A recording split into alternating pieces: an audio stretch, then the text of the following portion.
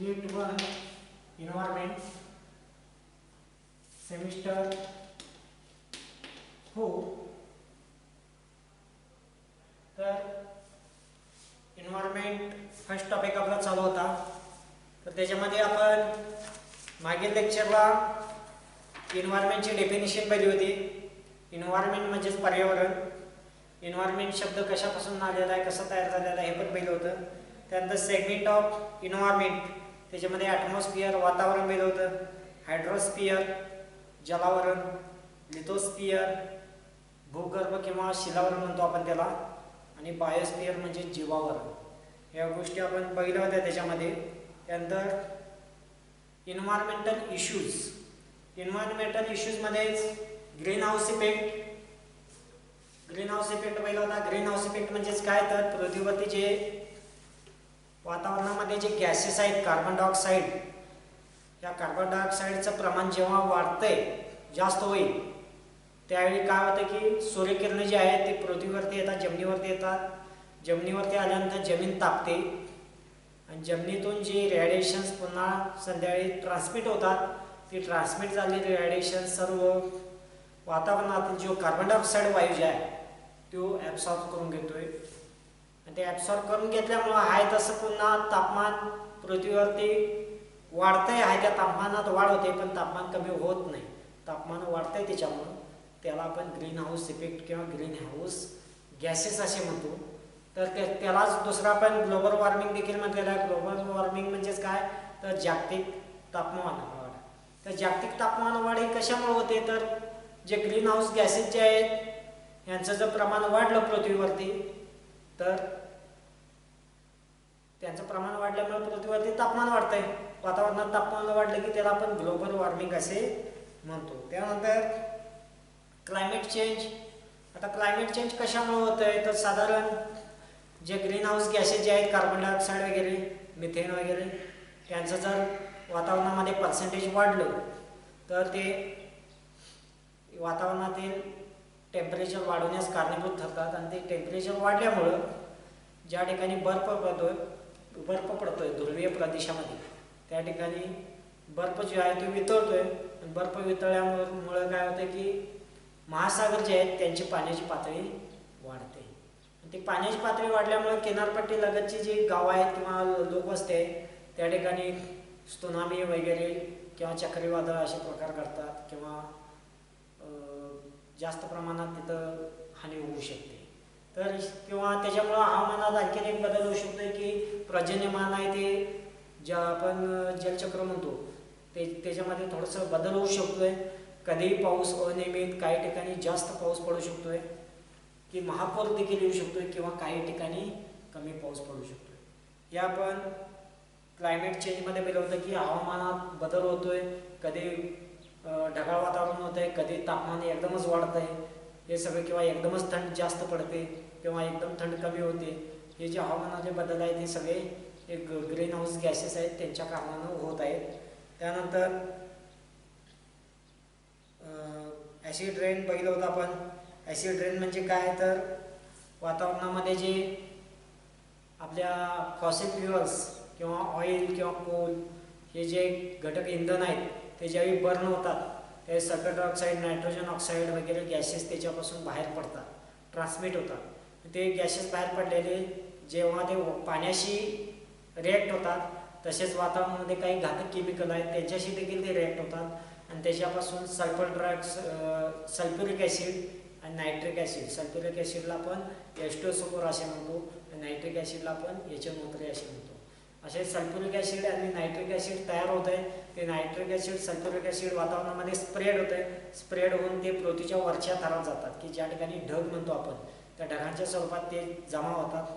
आणि ते जमा झाल्यानंतर त्या ठिकाणी नंतर ते पावसाच्या स्वरूपात आपल्या जमिनीवरती येतात. त्याला आपण ॲसिड रेन म्हणतो. त्याचा इफेक्ट ह्युमनवरती होतोय, ॲनिमल्सवरती होतोय, प्लॅन्ट्स किंवा बिल्डिंग्स किंवा प्रत्येक ठिकाणी त्याचा इफेक्ट आपल्याला झालेला जाणून येतोय. त्यानंतर ओझोन लेअर डिप्रेशन, की ओझोन लेअर म्हणजे काय, तर पृथ्वीवरती स्ट्रॅटोस्फिअर जे आहे त्या स्ट्रॅटोस्फिअर मध्ये ओझोनचा लेअर बघायला मिळतोय. तर वातावरणातील जो ऑक्सिजन आहे O2 तो सनलाईटशी रिॲक्ट होतोय, त्याच्यापासून सिंगल ऑक्सिजन तयार होतात. ते सिंगल ऑक्सिजन परत O2शी रिॲक्ट होतात आणि त्याच्यापासून O3 तयार होते, त्याला आपण ओझोन लेअर म्हणतो. की जे सूर्यापासून जी अतिनील किरणे बाहेर पडतात, अल्ट्राव्हायलेट रेडिएशन्स, UV रेडिएशन्स म्हणतो आपण त्याला, की ती पृथ्वीवर येण्यापासून ते ओझोन लेअर थांबवतोय. ती रेडिएशन्स वरतीच ओझोन लेअरमध्ये ते ॲब्सॉर्ब करून घेतली जातात आणि ती खाली पृथ्वीवरती पोचू दिली जात नाही, त्याला अतिनील किरणे आपण म्हणतो. आणि त्यापासून पृथ्वीचं संरक्षण केलं जात आहे. तर ओझोन लेअरला डिप्लेशन, थोडक्यात ओझोन लेअर खराब करण्याला कारणीभूत कोण आहे तर जे क्लोरोफ्लोरोकार्बनचं जे प्रमाण वाढलेलं आहे, त्याच्यामध्ये जो क्लोरीन आहे तो क्लोरीन त्याच्यामध्ये त्या ओझोन लेअरला छिद्र पाडत आहे, कारण की त्याच्यामधला ऑक्सिजन डिस्टार्ट तो करत आहे. त्यामुळं ओझोनचं जर डिप्लेशन झालं, त्या ठिकाणी ओझोनचा लेअर कमी झाला तर आपल्या पृथ्वीवरती अनेक प्रॉब्लेम त्याचे होऊ शकतात, की कॅन्सरसारखे आजार होऊ शकतात किंवा काही लोक डेट होऊ शकतात.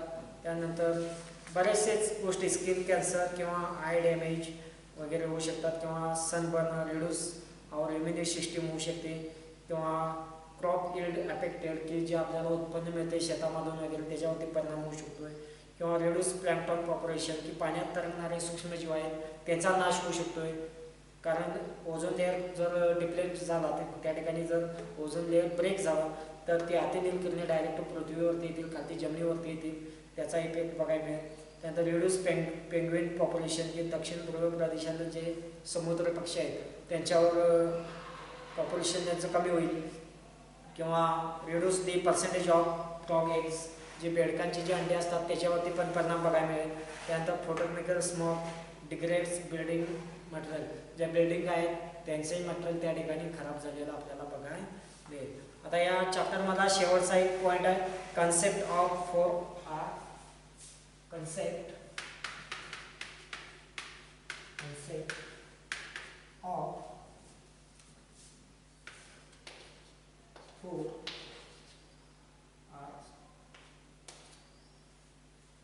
आता 4R म्हणजे काय तर रिड्यूस, रियूज, रिसायकल आणि रिकव्हर. तर त्याच्यामध्ये 4R मध्ये पहिला आपण बघू रिड्यूस. पहिला पॉइंट आहे रिड्यूस. रिड्यूस म्हणजे काय तर कमी करणे, prevent generation of waste in the first place, prevent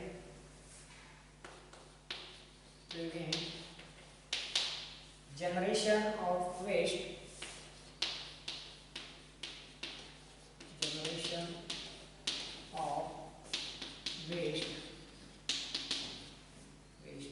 in the first place,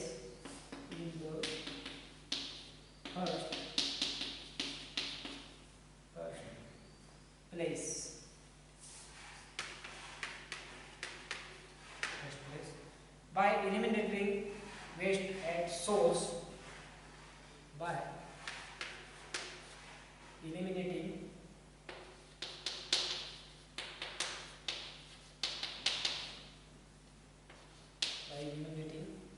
waste at source,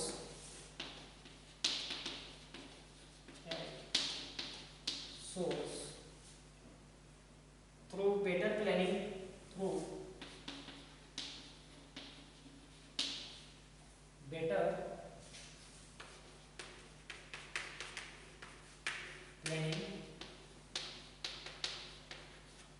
and design.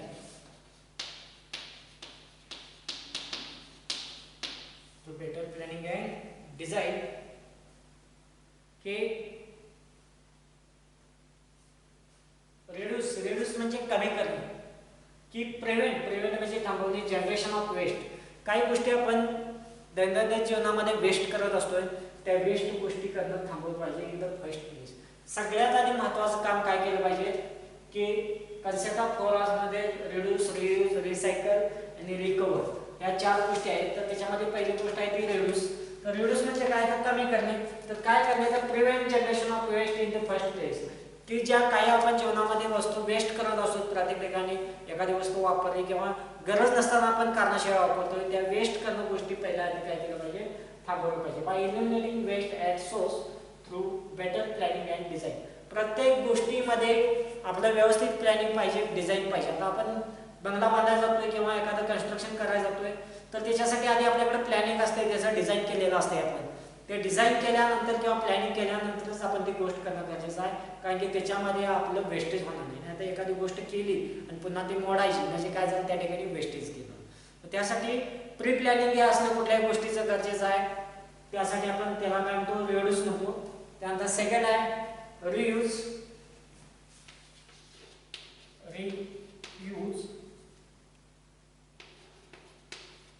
Reuse म्हणजे पुन्हा त्याचा वापर करायचा, पुन्हा उपयोग झाला पाहिजे. Use A resource again and again. Use A resource again and again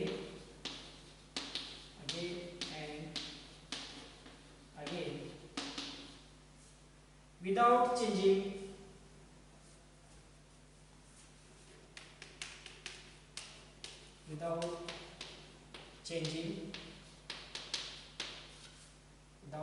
changing or reprocessing.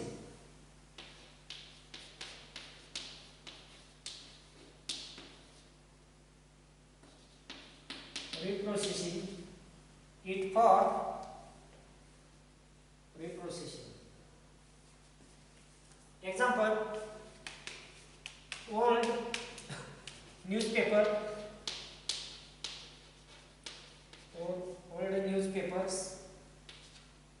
used for packing.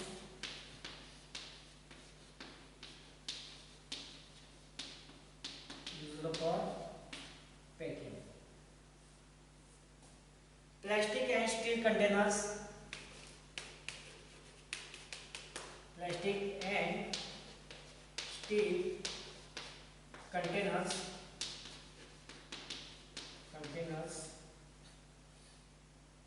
Used for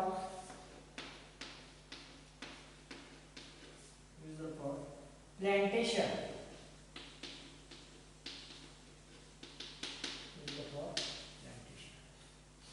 तर रिड्यूस म्हणजे काय, तर वेस्ट करण्यापासून वाचवल्या पाहिजेत काही गोष्टी. प्रत्येक गोष्ट करण्या अगोदर आपलं प्रॉपर प्लॅनिंग असलं पाहिजे, त्याचं डिझाईन असलं पाहिजे, तेव्हा नियोजन असलं पाहिजे. योग्य नियोजन असेल तर आपल्या गोष्टी काही वेस्ट होणार नाही. नाहीतर आपण एखादी गोष्ट आधी करणार आणि ते नंतर मोडीत काढायची, पुन्हा नवीन बांधायची, मग त्यासाठी काय होतं, काही गोष्टी वेस्ट होतात. तशा न करता त्याचं प्रॉपर प्लॅनिंग आणि डिझाईन असणं गरजेचं आहे. रियूज म्हणजे पुन्हा उपयोग झाला पाहिजे. Use A resource again and again without changing a reprocessing. तर एक्झाम्पल देत आहे ओल्ड न्यूजपेपर. आता जुनी वर्तमानपत्रे आपल्या घरी आली असतात, यूज फॉर पॅकिंग. ती जुनी वर्तमानपत्रे जी आहेत ती जाळून न टाकता आपण ती पॅकिंग करण्यासाठी वापरली पाहिजेत, किंवा दुकानामध्ये पुड्या बनण्यासाठी वगैरे वापरतात बघा, तर त्याच्यासाठी यूज केला पाहिजे. त्यानंतर plastic and still containers use for plantation. आता प्लॅस्टिकचे काही जे बकेट्स, डबे वगैरे काय असतील ते प्लॅस्टिकचे बरणे वगैरे, तर ती फुटल्यानंतर ते आपण टाकून देता कामा नये. तर ती कंटेनर्स आपण झाडं वगैरे लावण्यासाठी, शोकेची झाडं वगैरे तयार करण्यासाठी त्याचा उपयोग आपण करू शकतो. त्याला आपण काय म्हणतो, रियूज. हे लिहून घ्या.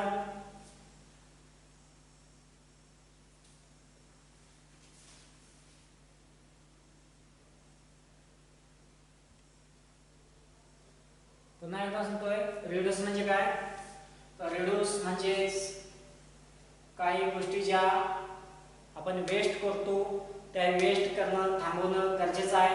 कारण की जर प्रत्येक गोष्ट आपण वेस्ट करत गेलो तर नुकसान होण्यास कारणीभूत होईल. तर त्याच्यासाठी आपण प्रॉपर प्लॅनिंग, डिझाईन या गोष्टी नियोजन करणं गरजेचं आहे आणि त्यानुसार स्टेप पुढच्या घेणं गरजेचं आहे. त्यापासून काय होईल की ज्या गोष्टी वेस्ट होणार आहेत त्या थांबवल्या जातील. रियूज म्हणजे टाकाऊपासून टिकाऊ वस्तू. जी एखादी वस्तू खराब झालेली आहे, ती खराब झालेल्या वस्तूपासून पुन्हा तुम्ही टिकाऊ वस्तू करू शकताय, की त्याचा पुन्हा वापर दुसऱ्या गोष्टीसाठी करू शकता. ज्याप्रमाणे ओल्ड न्यूजपेपर, तुम्ही पेपर वर्तमानपत्र रोज येतात, ती वाचल्यानंतर ती फेकून देऊ नका, तर त्याचा उपयोग तुम्ही पॅकिंगसाठी वगैरे करा. त्यानंतर प्लॅस्टिक, स्टील कंटेनर जर फुटले असतील, खराब झाले असतील तर ते फेकून देऊ नका, तर त्याच्यासाठी प्लांटेशन म्हणून झाडं वगैरे लावण्यासाठी तुम्ही त्याचा उपयोग करू शकताय. ठीक आहे. तिसरा पॉईंट बघू आपण.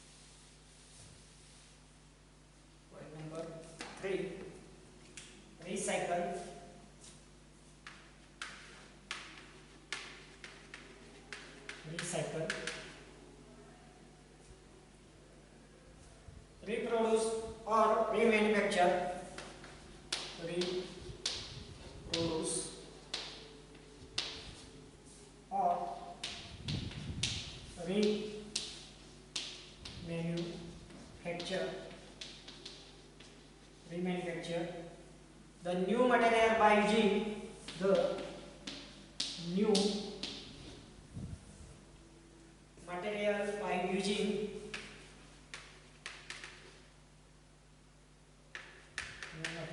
by using recyclable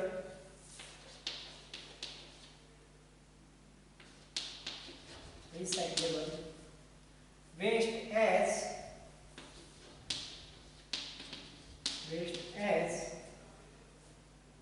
raw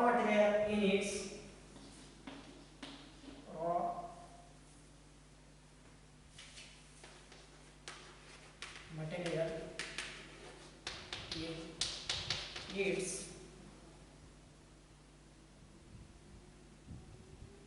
parent industry.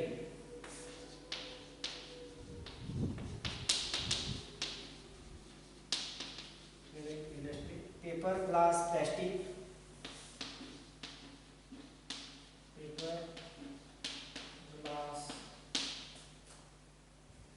plastic,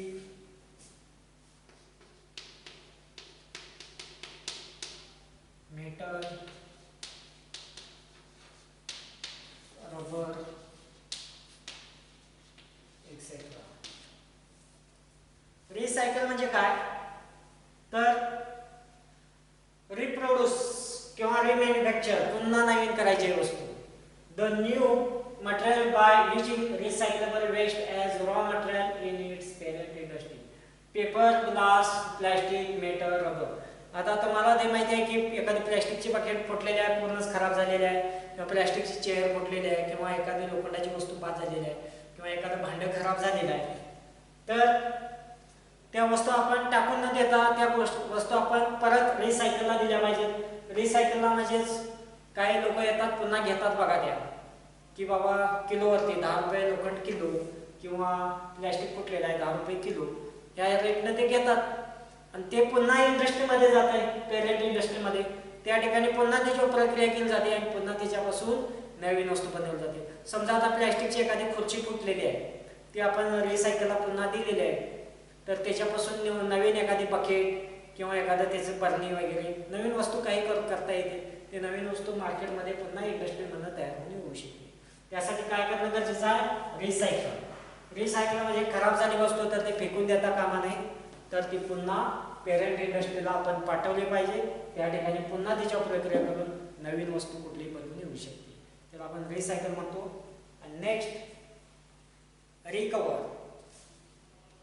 recover चौथा पॉइंट आहे recover.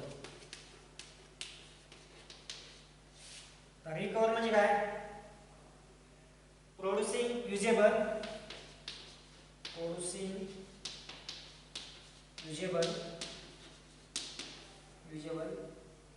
products or energy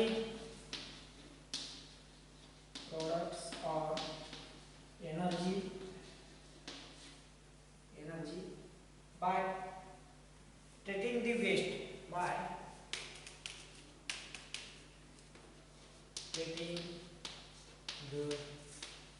waste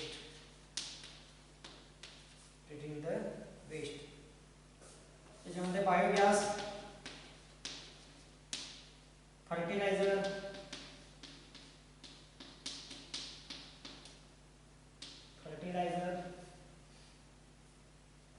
etcetera. तर रिकव्हर म्हणजे काय? Producing usable product or energy by treating the waste. आता वेस्ट म्हणजे काय? तुम्हाला बायोगॅस माहिती आहे, प्रत्येकाच्या घरी जवळपास असेल बायोगॅस. तर जे काय टाकाऊ वस्तू आहे त्या टाकाऊ वस्तूंच्या पासून आपण बायोगॅसची निर्मिती करू शकतोय. किंवा फर्टिलायझर म्हणजे खत माहिती आहे तुम्हाला की तुमच्याकडे जे पालापाचोळा जे असणार आहे त्याचं कंपोस्ट खत आपण करतो बघा. त्या पद्धतीनं एखादा शोषखड्डा पाडून त्याच्यामध्ये जो पालापाचोळा आहे ते टाकायचा आहे, त्या ठिकाणी तो कुजवायचा आहे, त्यापासून आपल्याला फर्टिलायझर खत निर्मिती वगैरे त्याच्यामधून होऊ शकते की ते शेतीसाठी काय पूरक आहे. बायोगॅस पासून तुम्हाला इंधन म्हणून मिळू शकते. एक म्हणजे तुम्ही आज सिलेंडरला पैसे जवळपास 800 रुपये देताय टाकीला, तर बायोगॅससाठी तुम्हाला तसं काय द्यावं लागत नाही. तुमच्या घरी गाई म्हशी वगैरे असतील तर त्या बायोगॅसमधून तुम्हाला ते एनर्जी मिळू शकते. त्यानंतर फर्टिलायझर सुद्धा त्याच्यापासून तुम्ही खताची चांगल्या पद्धतीने निर्मिती करू शकता की तुम्हाला शेतीसाठी शेतीपूरक फर्टिलायझर या ठिकाणी मिळू शकते. याला आपण रिकव्हरी असे म्हणतो. तर आपण कन्सेप्ट ऑफ 4R मध्ये 4 गोष्टी केलेल्या आहेत: रिड्यूस, रियूज, रिसायकल आणि रिकव्हर. रिड्यूस म्हणजे काय, तर काही गोष्टी वेस्ट करण्यापासून आपण थांबवल्या पाहिजेत. की प्रॉपर प्लॅनिंग डिझाईन करूनच मग त्या गोष्टी आपण करणं गरजेचं आहे की त्या ठिकाणी वेस्ट होणार नाही याची दक्षता घेणं गरजेचं आहे. त्यानंतर रियूज. रियूज म्हणजेच काय की ज्या बाद झालेल्या वस्तू आहेत, प्लॅस्टिक वगैरे, स्टील कंटेनर्स, याचा आपण प्लांटेशनसाठी उपयोग करणं गरजेचं आहे. किंवा ओल्ड न्यूजपेपर आहे त्याचं पॅकिंगसाठी उपयोग करणं गरजेचं आहे, त्याला आपण रियूज असे म्हणतो. तर रिसायकल म्हणजे काय, ज्या पूर्ण वस्तू एखादी वस्तू पूर्णच रियूज करता येत नाही पण ती टाकून पण देऊन चालणार नाही, त्याच्यासाठी आपण रिसायकल केली पाहिजे की ती पेरेंट इंडस्ट्रीला पाठवली पाहिजे आणि त्याच्यापासून नवीन वस्तू आपण कंपनीतून बाहेर पडती घेऊ शकतो. त्यानंतर रिकवर म्हणजे काय, तर जे बायोगॅस वगैरे किंवा फर्टिलायझर जे टाकाऊ वस्तू आहेत त्याच्यापासून आपण गॅसची निर्मिती करू शकतोय किंवा चांगल्या शेणखताची निर्मिती करू शकतोय. त्याला आपण कन्सेप्ट ऑफ 4R असे म्हणतो. आता बेनिफिट्स ऑफ 4R बघूया. Benefits of 4R.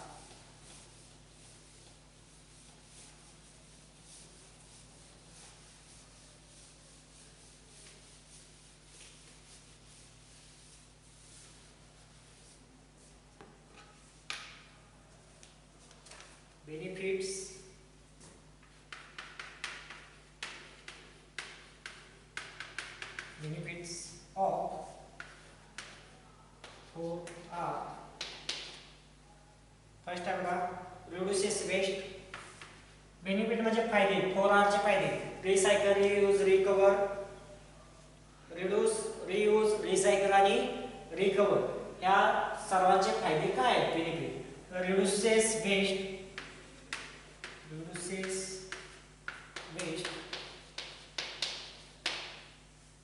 reduces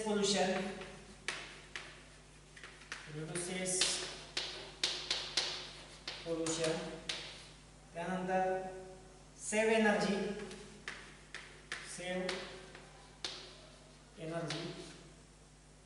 त्यानंतर सेव रिसोर्सेस, इम्प्रूव्ह इकॉनॉमी किंवा क्रिएटिव्हिटी. तर रिड्यूसेस वेस्ट, रिड्यूसेस पोल्युशन आपण कमी करू शकतो त्याच्यापासून की पर्यावरणामध्ये आपण जर प्लॅस्टिक वगैरे टाकलं नाही ते पुन्हा रिकव्हरला जर पाठवलं रिसायकलला तर आपण त्याच्यापासून पोल्युशन थांबवू शकतो. सेव्ह एनर्जी जर बायोगॅस वगैरे आपण वापरला तर एनर्जीची बचत होऊ शकते. सेव्ह रिसोर्सेस, जे रिसोर्स जे आहेत एनर्जीचे ते आपण त्याच्यापासून वाचवू शकतो.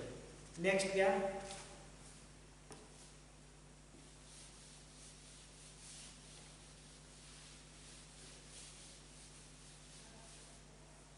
Public awareness about environment. Public awareness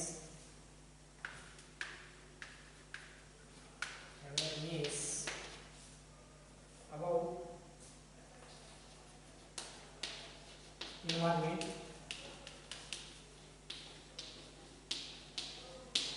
public awareness म्हणजे पर्यावरणाविषयी जनजागृती. की पर्यावरणाविषयी जनजागृती आपण लोकांच्या मध्ये करणं गरजेचं आहे. त्यालाच आपण म्हणतो पर्यावरण विषयी जनजागृती. पूर्वीच्या काळी होतं बघा, शिक्षणाविषयी जनजागृती होती. पूर्वी काही लोक शिकत नव्हते, त्यासाठी प्रत्येकानं शिक्षण घ्यावं म्हणून रात्रीच्या शाळा वगैरे चालू होत्या बघा. त्या पद्धतीनं आता पर्यावरणाविषयी जनजागृती करणं गरजेचं आहे. लोकांच्या मध्ये पर्यावरणाचं महत्त्व लोकांना पटवून देणं गरजेचं आहे. तर काय केलं पाहिजे बघा, educate the people about environment studies. Educate the people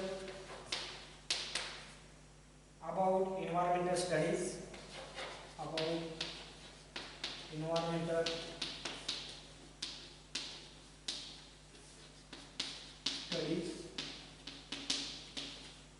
के लोकांना एन्व्हायरमेंटचं शिक्षण देणं गरजेचं आहे. Educate the people about environment studies. Environment विषयी लोकांना शिक्षण देणं आवश्यक आहे. त्यानंतर participation of people in the environment issues. Participation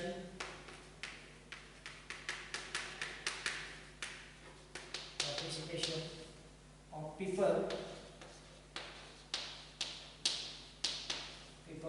in environment issues.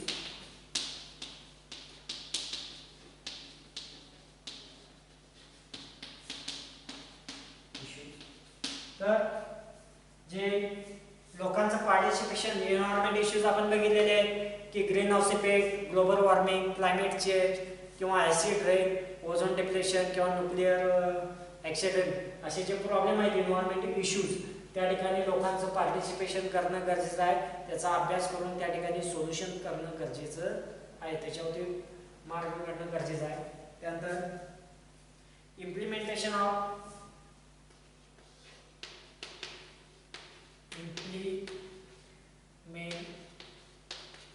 implementation of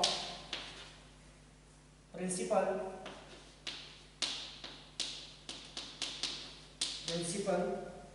of 4R के प्रिन्सिपल जे 4R आहे कुठलं रिसायकल, रिड्यूस, रियूज, रिसायकल आणि रिकवर. रिड्यूस, रियूज, रिसायकल आणि रिकवर ही जी 4 प्रिन्सिपल्स आहेत ती इम्प्लिमेंट झाली पाहिजेत. प्रत्येकाच्या जीवनामध्ये ती अस्तित्वात आली पाहिजे. हा जो प्रिन्सिपल, हा जे नियम आहेत 4R, रिड्यूस, रियूज, रिसायकल आणि रिकवर, हे 4R नियम आहेत ते मानवी जीवनामध्ये अस्तित्वात येणं गरजेचं आहे. इम्प्लिमेंटेशन त्याचं तसं ऑपरेटिंग होणं गरजेचं आहे. त्यानंतर adoption of eco friendly technology. Adoption of eco-friendly technology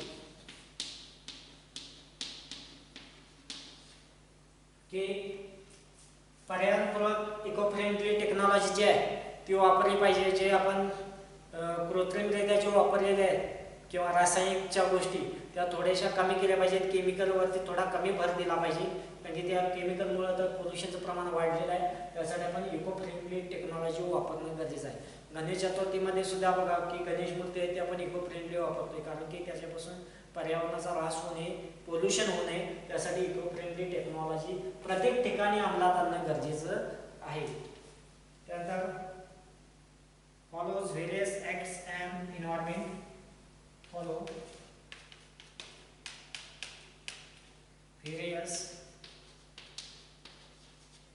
acts on environment. हे पर्यावरणाविषयी जे कायदे काढलेले आहेत ते कायदे फॉलो सर्वांनी केलं पाहिजे. पर्यावरणाविषयी जे नियम निघलेले आहेत शासनाचे ते सर्वांनी नियम अंमलात आणले पाहिजे. ते नियम मोडून चालणार नाही, त्यामुळे पर्यावरणाचा ऱ्हास होणार नाही. त्यानंतर त्या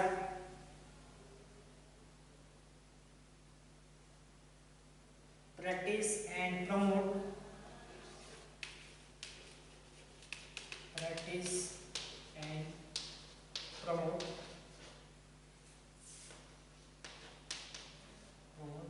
to reduce pollution.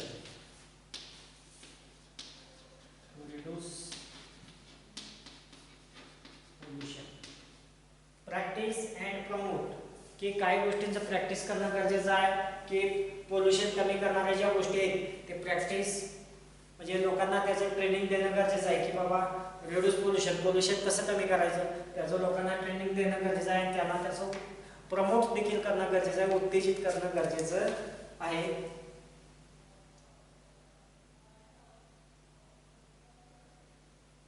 त्यानंतर सेव्हिंग ट्रीज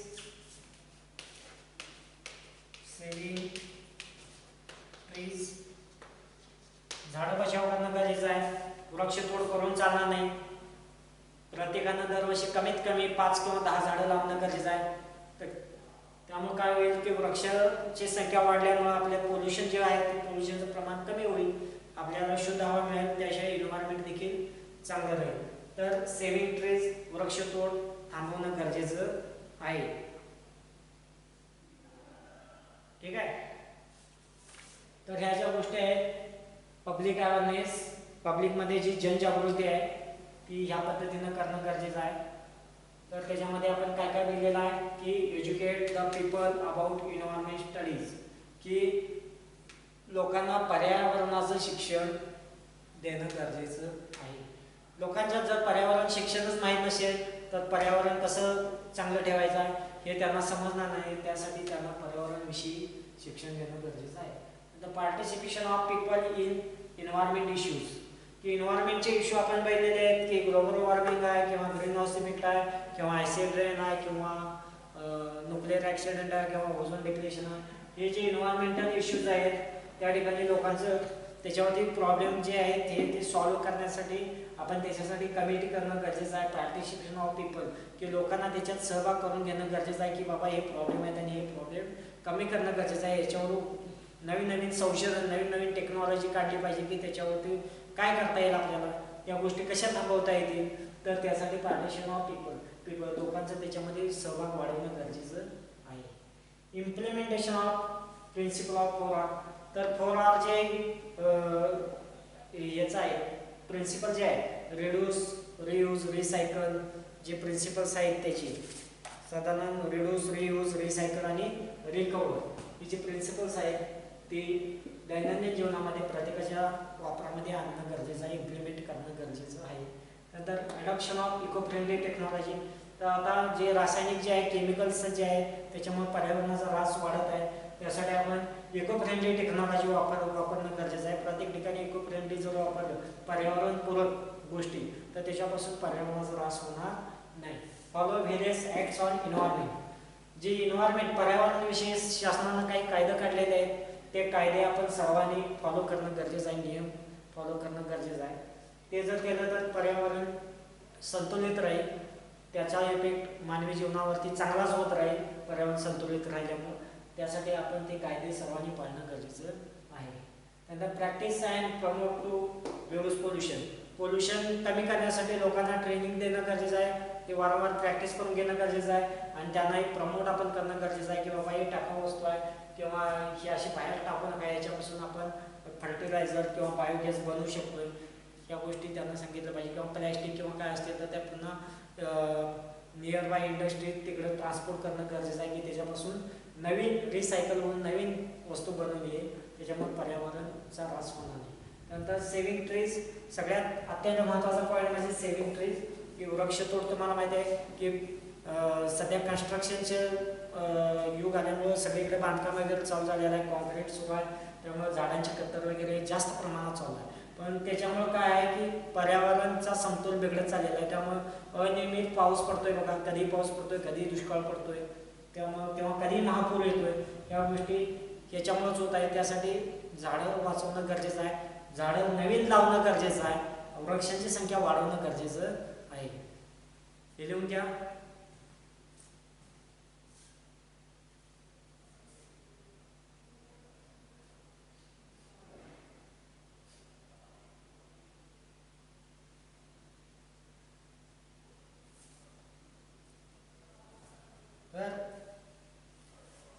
हा चॅप्टर या ठिकाणी संपलेला आहे. पहिला चॅप्टर जो आहे इन्व्हायरमेंट, हा इन्व्हायरमेंट चॅप्टर या ठिकाणी पूर्णपणे संपलेला आहे. नेक्स्ट चॅप्टर तो पुढे लेक्चर आपण बघू. साधारण ह्या चॅप्टर इन्व्हायरमेंट चॅप्टरसाठी 10 मार्क्स आहेत. हा फर्स्ट इन्व्हायरमेंट जो टॉपिक आहे चॅप्टर आहे त्याच्यावरती तुम्हाला फायनल एक्झामला 10 मार्काचे MCQ क्वेश्चन्स येतील, ऑब्जेक्टिव्ह क्वेश्चन्स येतील. तुम्ही याच्यावरती ऑब्जेक्टिव्ह क्वेश्चन क्रिएट करा. मी तुम्हाला ऑब्जेक्टिव्ह क्वेश्चन तुमच्या ग्रुपवरती पाठवतोय, त्याचं तुम्ही प्रॅक्टिस करा. तुम्ही याच्यावरती क्रिएट करू शकता स्वतः देखील ऑब्जेक्टिव्ह, कारण की ऑब्जेक्टिव्ह म्हटलं तर कसाही क्वेश्चन येऊ शकतोय. एक प्रश्न 4 पर्याय असणार आहे, त्यातला अचूक पर्याय तुम्ही निवडायचा आहे. तर तुम्ही या झालेल्या टॉपिकवरती स्वतः क्रिएट पण करा घरी आणि मी तुम्हाला ऑब्जेक्टिव्ह त्याचे नेक्स्ट लेक्चरला देतोय. ठीक आहे. तर याच्यामध्ये आपण एन्व्हायरमेंटची डेफिनेशन बघितलेलं आहे, एन्व्हायरमेंटल स्टडीज बघितलेला आहे. तर सेगमेंट ऑफ एन्व्हायरमेंटमध्ये ॲटमॉस्फिअर म्हणजे काय की ॲटमॉस्फिअरमध्ये जे गॅसेस आहेत ते सर्व गॅसेस मिळून जे तयार झाले आहेत त्याला ॲटमॉस्फिअर असे म्हणतो. त्यानंतर हायड्रोस्फिअर माहिती आहे जलावरण, त्याच्यामध्ये रिव्हर, ओशियन महासागर किंवा ग्लासियर हिमनदी किंवा लॅक्स किंवा अंडरग्राऊंड वॉटर या सर्वांचा त्याच्यामध्ये समावेश होतो आहे. त्यानंतर लिथोस्फिअर पण बघितलेलं आहे आपण की मिनरल किंवा सॉईल वगैरे माती वगैरे माहिती आहे तुम्हाला, लँड वगैरे जमीन, तर या सगळ्याला आपण लिथोस्फिअर म्हणतो. बायोस्फिअर म्हणजेच काय, ही जी सजीवांची सृष्टी आहे सजीवांच्या सभोवताली जे पर्यावरण आहे त्याला आपण नैसर्गिकरित्या जे पर्यावरण आहे त्याला बायोस्फिअर असे म्हणतो. त्यानंतर एन्व्हायरमेंटल इश्यूज जे आहेत, ग्रीन हाऊस इफेक्ट, जे ग्रीन हाऊस गॅसेस जे आहेत त्याचं प्रमाण वाढल्यामुळं ग्रीन हाऊस इफेक्ट झालेला आहे, त्याच्यामुळे टेम्परेचर वाढलेलं आहे, त्याच्यामुळे ग्लोबल वॉर्मिंग क्रिएट झालेला आहे आणि त्यामुळंच क्लायमेट चेंज झालेला आहे की ऋतूमध्ये बदल झालेला आहे, हवामानात बदल झालेला आहे. साधारण टेम्परेचर वाढल्यामुळं हिमनदी वगैरे तुम्हाला माहिती आहे त्या ठिकाणी महासागराची पातळी वाढते, त्याच्यामुळं स्तोनामी वगैरे किंवा कधी मध्ये आधी 8-8 दिवस 4-4 दिवस पाऊस पडतो बघा, वातावरणामध्ये चेंज होतो आहे, क्लायमेट चेंज, तर त्याला या सगळ्या गोष्टी कारणीभूत आहेत. त्यानंतर ग्लोबल वॉर्मिंग, त्यानंतर ॲसिड रेन पण माहिती आहे की जे ऑइल किंवा जे गाड्या आता आहेत आपल्याकडे टू व्हीलर वगैरे, तर त्याच्यातून जे गॅसेस बाहेर पडतात इंधन जळल्यानंतर, ते gases sulphur dioxide, nitrogen monoxide वगैरे गॅसेस आहेत ते पाण्याशी रिॲक्ट होतात, त्याशिवाय वातावरणामध्ये काही घातक केमिकल्स आहेत त्याच्याशी रिॲक्ट होतात, त्याच्यापासून सल्फ्युरिक ॲसिड आणि नायट्रिक ॲसिड तयार होत आहे, ते स्प्रेड होत आहे वरच्या थरामध्ये आणि ते नंतर पावसाच्या स्वरूपात आपल्या जमिनीवरती ॲसिड रेन म्हणून येते की त्याचा इफेक्ट सर्वत्र आपल्याला बघायला मिळतो आहे. त्यानंतर ozone layer depletion, ozone layer तुम्हाला माहिती आहे पृथ्वीच्या वरच्या भागात आहे की त्याच्यापासून सूर्यापासून जी येणारी अतिनील किरणे आहेत ती त्या ठिकाणी तटवली जातात, ती जमिनीवरती पाठवली जात नाही. तर ते ओझोन लेअर डिप्लेशन जे क्लोरोफ्लोरोकार्बनचं प्रमाण वाढल्यामुळं ओझोनचा लेअर थोडासा खराब होत चाललेला आहे, कमी होत चाललेला आहे, तर तो कमी होऊन चालला नाही. तो जर कमी झाला तर आपल्याला कॅन्सर किंवा डेटसारखे अनेक किंवा स्किन डायजेस्ट सारखे प्रॉब्लेम होऊ शकतील. त्यानंतर न्यूक्लिअर ॲक्सिडेंट देखील तुम्हाला माहिती आहे की काही ठिकाणी महायुद्ध वगैरे झालेले आहे, त्या ठिकाणी अणुबॉम्ब वगैरे टाकतात, तर काही ठिकाणी न्यूक्लिअरच्या टेस्ट पण घेतल्या जातात, तर त्या ठिकाणी जर न्यूक्लिअर ॲक्सिडेंट झाला तर त्या ठिकाणी लोकांना कॅन्सर किंवा मृत्युमुखी लोक बऱ्याचशा प्रमाणात पडू शकतात किंवा स्किन डायजेस्ट वगैरे किंवा वेगवेगळे आजार किंवा त्या ठिकाणी जमीन जी आहे ती नापीक बनू शकते, तिथली सृष्टी पूर्ण अनेक वर्षे तिथं चेंजेस म्हणजे होऊ शकत नाही, अशा पद्धतीनं त्या ठिकाणी वातावरण खराब होऊ शकते किंवा पोल्युशनचं प्रमाण वाढू शकते.